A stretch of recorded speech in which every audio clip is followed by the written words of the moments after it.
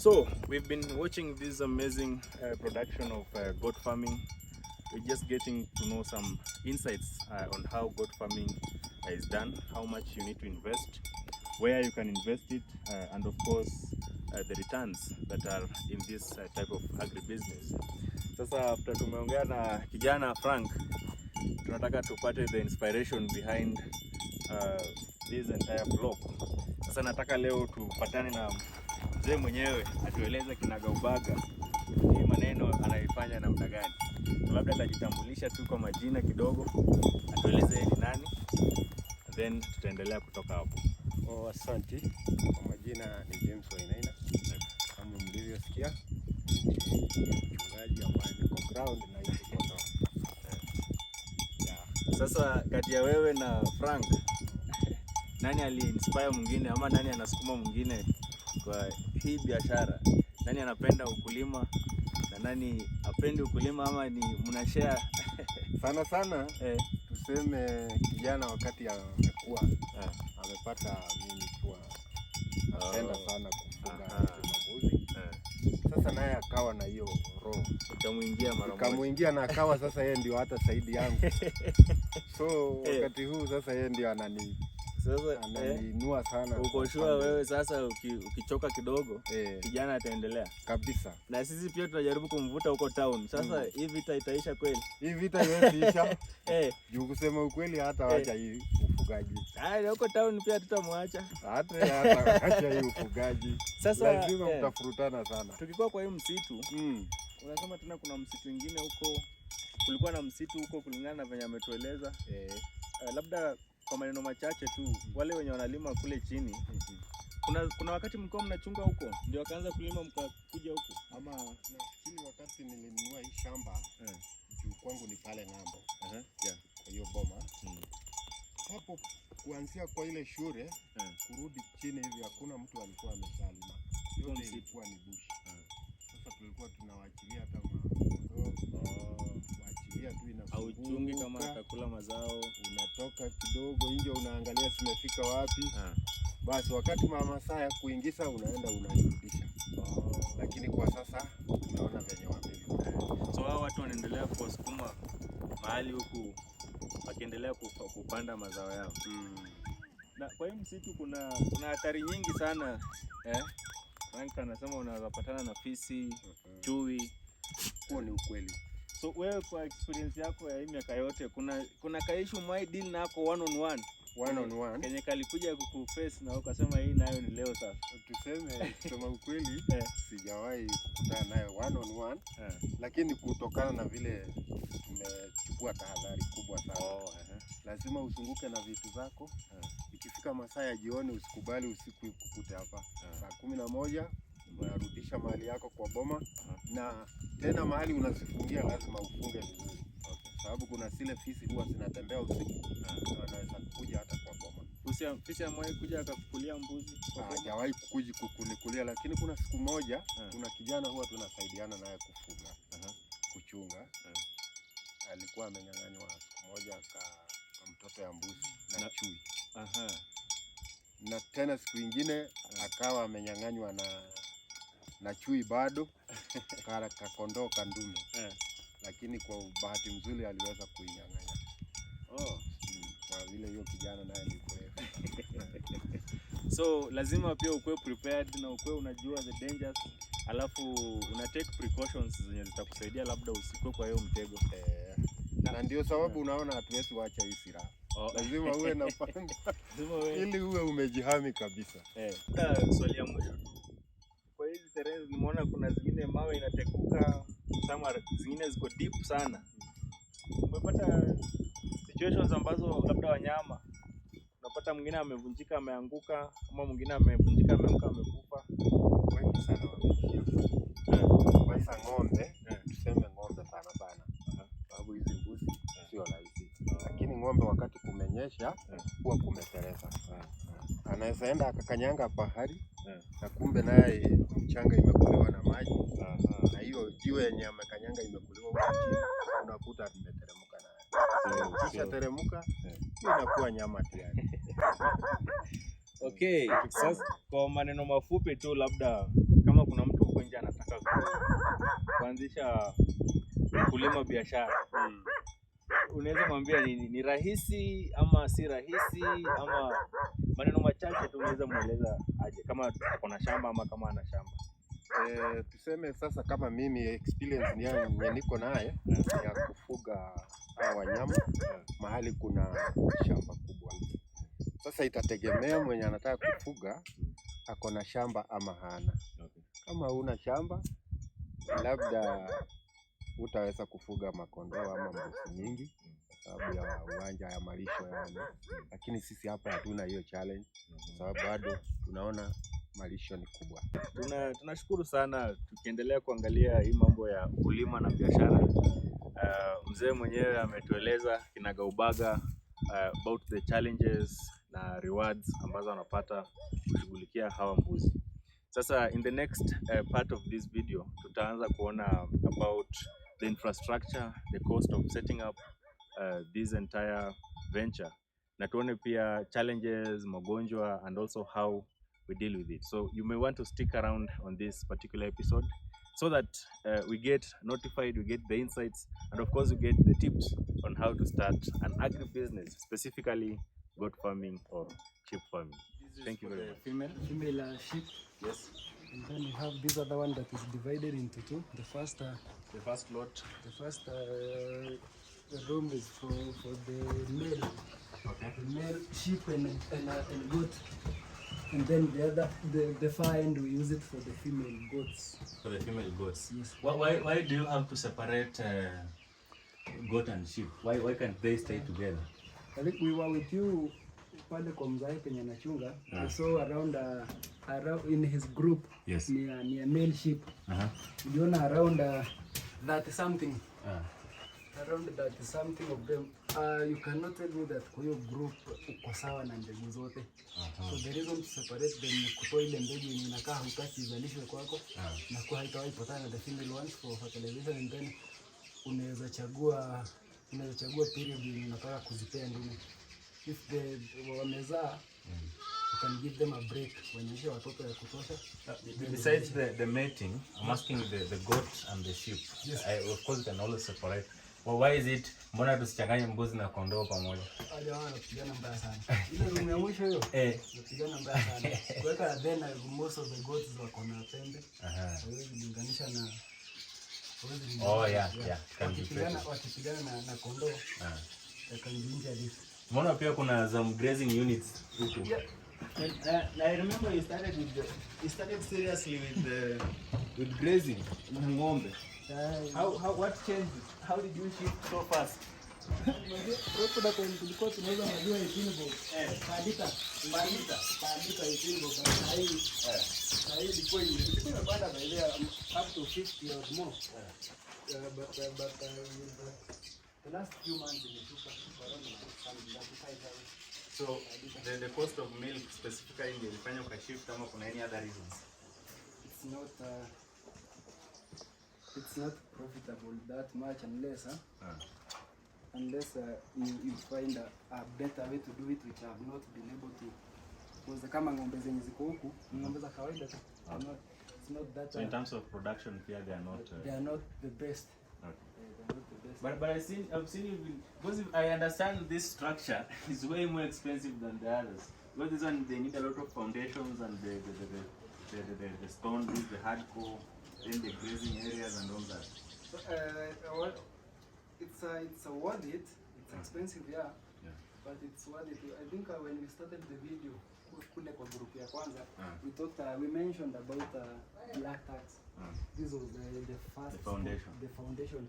Because from the cows, every day 15 and any month, they can get maybe 5K and above. Every day 15 and any month. So that means at least the ROI, return on investment, do they break even it depends on the factors? They do. They do juu sahi kuna ng'ombe 7 sahi na only one of them ndio ya kununua. Hao wengine wamezaliwa huku, wenye tulikuwa tumenunua wengine tulishauza. So hao wengine wote sita, hata kama siwa huyo mmoja peke yake ndiye amezaliwa. So we can think of these 6 there's the return. Yeah. Do you see yourself somewhere in future cancelling out the cows and focusing on sheep and goats? I don't think so. I think I can change the breed of cows so that will make more sense. Okay. Now let's talk about the financial bit. You've been doing this business for some time. Has it started paying you? Ama bado kuna mwendo kidogo? Bado kuna safari kidogo ndio tuko bado ile phase ya kuweka. But it has been a few years. How long do you project the business itaanza kulipa? For the goat thing, I can say that hiyo ilianza naweza yesema nilianza vizuri 2021 December. Oh, so you have around less than 2 years. Less than 2 years. Hapo ndio niliendea group ya kwanza ya 35 then nyingine. Yeah.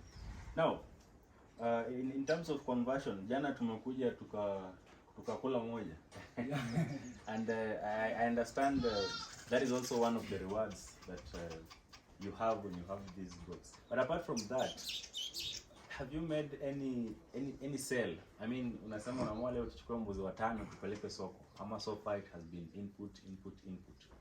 So far it has been input, but I remember one instance when there was an issue with the hospital bill somewhere. Oh yeah. And I sold 12. 12 at once. 12 at once, and they sorted something else. Oh, yeah, that's a bit impressive. Something else. Now, you see, now when people see the sheep or the goat, they always think it starts there and ends there. But now they forget about other ventures, not really ventures, but other setup. Like now these infrastructures, the medicine part of it, the management part of it, and all that. How can you tell us that it's not just having 100,000 and buying sheep? There is more hidden cost that is actually more expensive than buying the sheep itself. The one resource that is most expensive. Yes. That I am able to get is a human resource. My mom, especially, she has been in animals since childhood. So hata tu wakati tunadunga dawa, she understands perfectly well. So can you, in terms of investment, between the infrastructure, of course you've said the human resource, and now the capital for buying the sheep itself, because all of these complement each other. How do you rank in terms of how much or how expensive are these inputs? Do I think it's expensive? Because of the projection, because of the projection, I really don't think it's expensive. No, I mean, not just about the projection. I mean, how expensive is a human resource as compared to putting up infrastructure, as compared to buying maybe a stock of 20 sheep or goat? Or the most expensive bit of it? Yes. I think the most expensive bit of it is the infrastructure. Okay. This money you are investing, it's like a support service. It will not give you direct return. It's like a dead, it's not really dead, but a capital kind of that you need to set up first. It's like goodwill. Yeah, goodwill. Yeah, it's like goodwill. It will never come back. It will never really multiply, but it's the support. It's the start. Yeah. So now, in terms of the finances and everything, how do you manage? Do you leave it for the folks, or they send you the money after they make a sale, or they just give you information? How do you help us understand the flow of finances and how they can help the business grow? At the moment, like I said, we are at the growing stage. Okay. So about finances, for now, mostly it's in money, not out. Because for the out money, I think it's just the milk money and the usual. So approximately, of course, depending on the size of the structure and how efficient you want it to be, how the problem that you want it to solve, approximately how much can you spend on a single infrastructure? I think it depends with the size of the flock. Like the most recent? The most recent did cost around 50 to 60. That's just one infrastructure. Yeah, 60. These are room here. So you've actually invested more on the infrastructure than buying the sheep themselves. Does it? Because from one infrastructure, if it is 60,000, yeah, and this one could be even more expensive. Then you have the other 2 or 3. Then we are talking of about 300 plus, and of course setting up the waters and the gutters, paying the masonry and all that. When you compare the total cost of setting up the infrastructure, yeah, and the total cost that is used to purchase the boat, which one outweighs the other? The cost of setting up the infrastructure, I think, would be a bit higher. Okay. But considering the permanence of the structure, for instance, this one has been around. It has for some time. Has been around for a while, I know. Yeah. So, let's say, is it this month or last month? Let's say you have 6 these kids. Yeah. So you have 20. 20 in a month or 2. That's now where you start to see your money coming back. Yes. So it's like money that you put into the structure in a rugi as a bag. Kuna point hasa itaacha kurudi kwenye shamba now this is not coming back. Now, when will it be enough? Because I think you bought how many rounds? How many flocks have you bought? In total. Not in total, but you go one round, you buy a batch of 30, another round you buy. How many batches have you bought so far? I bought the main ones. There were 2, Okay. 5 and 30, and then there is another one. I was there to run a test with my friend. We bought 5, so that makes the total. I think that's 70. 3 or 4 batches. Let's call them 2 batches because moja ni ya 5 peke yake. So when will it be enough? Useme sasa, I've finished putting in money, especially for buying, because I understand infrastructure is a capital. Once you do it, it will take you some time maybe to expand or repair or something. Yeah. But now for the goats, what is your target? When will you say, now zimetosha, let's now manage them? I think at the moment hatutaongeza tena because umeona venye zinazaana. Yeah. I think that pace will do. Pace will do. Yeah. So for now umesema acha tutulie kwanza. Acha wazaane kwanza wenyewe sasa. Now, as we finalize this discussion, remember you can always support this channel by subscribing, liking, and even sharing to your friends. They might get an insight or two about what other youths are doing, because our main aim is to try and inform the youths and see how they can either replicate or otherwise emulate what Frank is doing in attempt to grow financially and independently. Now, let's talk about a small subject on money. Yes. Because I know most of the agricultural enterprises, they work closely with finance institutions. In terms of savings, credits, and investments, which institutions have stood firm by you to support your investments and the setup, either then when you started and now that you are advancing? Okay, there. At the moment, when we talk about then, everyone for himself. hapo nyuma ilikuwa mawe. Yes. But at the moment we have SMP. We have SMP. I normally use SMP services, and like in this structure there is a portion that came from loan. That is, I understand that at SMP you can save and then you can either withdraw the savings to make an investment, or you can borrow against your savings. So which technique specifically did you use? I normally go for borrowing against your savings, because when I do that, I normally feel like I'm still saving when I'm paying the loan. So your savings remain? Yeah, my savings remain at the end of the cycle, and perhaps they will be higher because during the loan payment, maybe I will deposit 500 or 1,000. But there was a time you went for the batch. I'm not sure which batch. Yes. you saved consistently with the same. Can you tell us about that bit? You saved and then that was the first batch. Yes. That was the first. How batch. long did it take you to save for that amount and then to withdraw and then you go for the batch? It was around 1 year. We were having a saving campaign with you. I remember. That was the campaign where I got the money. Okay. You remember the campaign where we used to do, I think, 1,000 per day for a whole year? Yeah. That is the a portion of the money. You bought how many? I bought a 35 that time. 35? Yeah.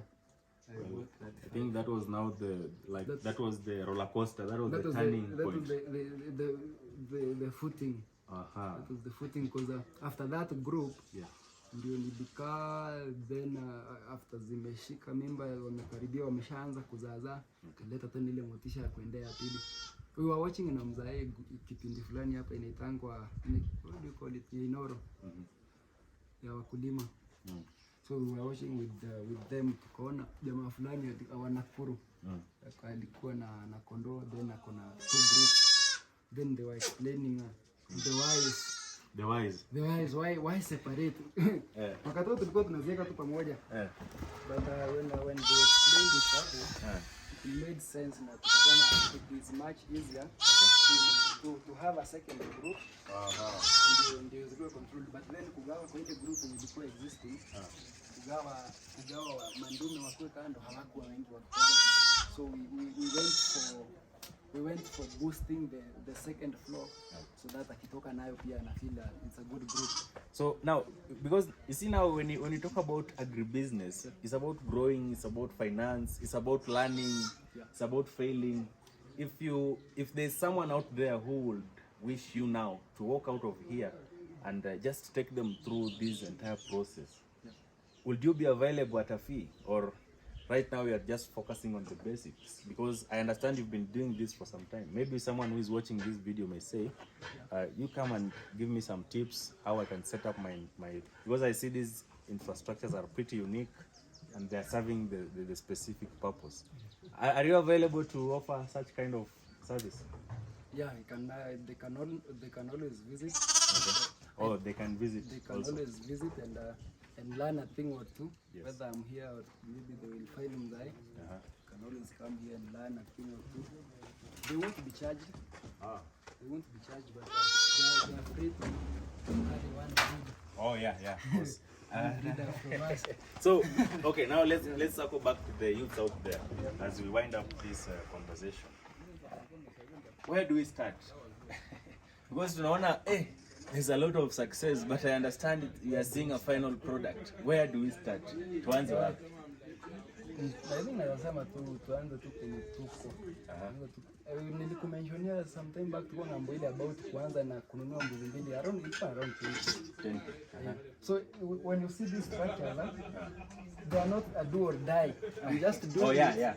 Na kuna wengine hata wanaweka tu kwa zizi. Nalala tu chini. Actually that's how we started. Yes, I remember. That's how we started. I remember. Yeah. Unaanza tu penye huko ukinunua mbili zinaweza lala hata kwa kicheni hapo ndani. Then wanaanza kuzaa. Utaongeza tu, wataendelea kuzaana, ukipata pesa utaongeza. Just like where you are and then. So you start where you are.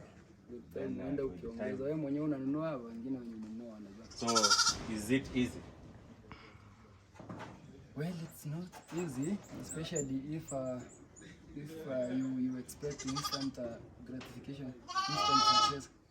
Because like I told you, I've been putting money into the project, but I still can't project making good profit until 2025. So we have 2 years to go. Maybe 1.5 or so. So, final comments about a youth out there. It doesn't have to be agriculture specifically, because I know you've invested in other areas like finance, and these principles are pretty much the same. So in just a few minutes, what can you tell a youth out there who is struggling to start something? They know they have to start something to be relevant and to support their livelihood. In a few words, what can you tell them? I can tell them not to think too much. Just start. Just start. If it fails, you will either change the idea or work around it, or will go to the second idea with some lessons. Unaona something like that pond unaona pale ya maji. That's something I had started with the hopes of starting something with a goose farming. Hizi Goose and bata ducks. za mzinga hizi. Goose and ducks farming. Nikaleta kadhaa. Zikakuja hazikuzaana. Yaani zilikaa tu. Hakukuwa na ndume ama nini? Nilikuwa nimeleta hata ndume but zilikuja tu zikakaa. Anza kukula moja moja. Sasa hizi zimebaki 4. Sasa hizi zimebaki 4 peke yake. So now you see that one failed. Yes. So you didn't want these the ordinary ones? The ducks. The ducks hizi ndogo ndogo. I had them but pia hazikufanya vizuri. Maybe I should go collect some other place. Za watu wengine maybe hizo ndizo zilikuwa na mkosi or something. Final words, the biggest loss nilisema hapa apart from the ducks of course. Kwa mbuzi, kwa ng'ombe sema I think one of the greatest hits that ever taken nilikuwa campus. Then kuna ng'ombe nilikuwa nimenunua around 40k. Wow. Ikapoteza macho. Then walikuwa around wawili ama walikuwa wawili na ndama moja. So huyu mwingine alikuwa anapigwa na huyu before apoteza macho. Wakati macho ilipotea the table stand. Akaanza kuondo pia. Akaanza kupigwa. Sasa ikakuwa hawezi kula vizuri. By the time nakuja nikapata anakonda mbaya sana. Anakonda nilikuwa nimenunua 40 niliuza 8,000. Wow. So that Niliuza 8,000. So yeah, thank you very much for this production. I think it has been a 4-part production. Make sure you've watched all the 4 parts. You can always drop a comment. You can always ask around Frank, especially if you are interested in agriculture. And as a youth in Kenya, as Frank has said, just start. Don't think too much. That is a principle you can borrow.